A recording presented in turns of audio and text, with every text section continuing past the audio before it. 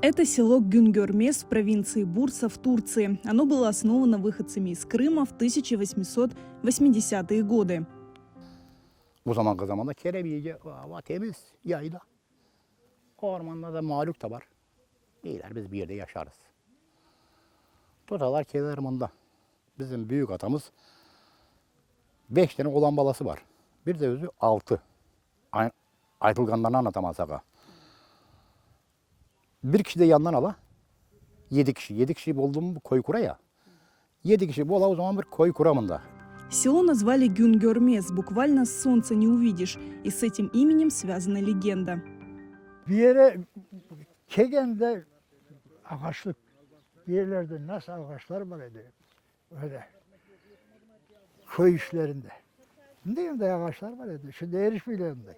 Ağaçların adegince güneş görünmüyor. Жители Güngörmes – это потомки тех, кто эмигрировал из Крыма в Румынию, а затем в Турцию. Они рассказывают, в селе всегда были суровые снежные зимы. Karbı düştü mü 3-4 ay kar yağar.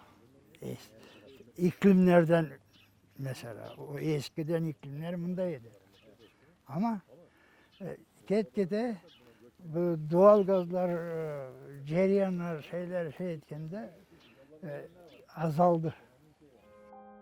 Местные жители эту особенность климата раньше умело использовали.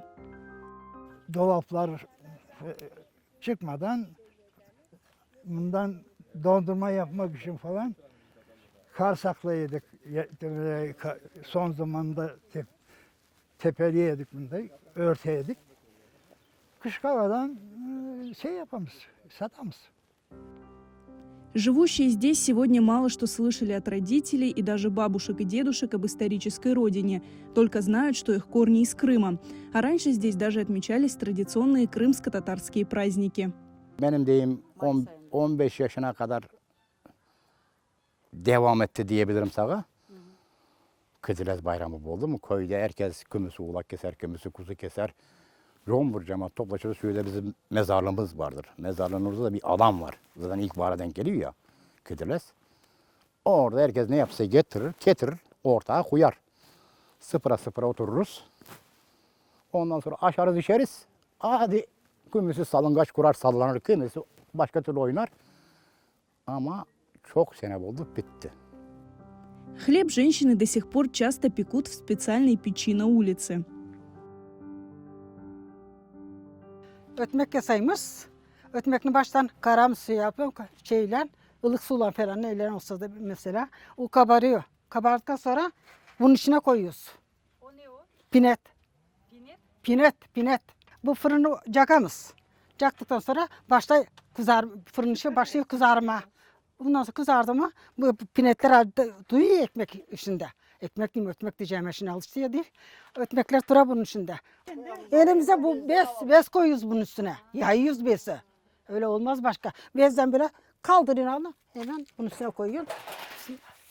Böyle. Село было бедным, потому что в нем не было работы. Из-за сурового климата сюда никто не хотел переезжать, а девушки выходить в Güngörmes замуж. Местные сажают огороды, хотя в селе и проблемы с водой.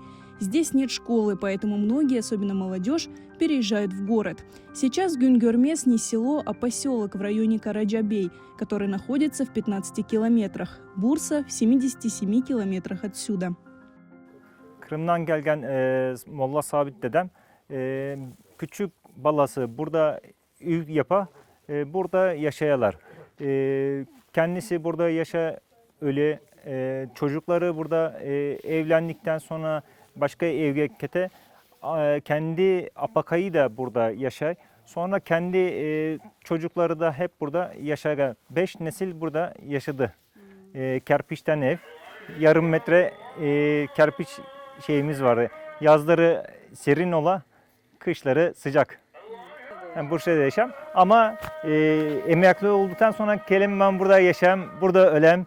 Onu istemem yani. Oo, arzu edesin. Evet, onu arzu edeyim. Ben her fırsatta buraya gelem, burada yaşam, burada rahat edeyim. Kendi atalarımın yaşadığı yerde daha rahat edeyim. Ben onu yaşıyorum yani. Сейчас в селе около 30 домов, но постоянно проживают здесь всего 8-10 человек. Это в основном старики.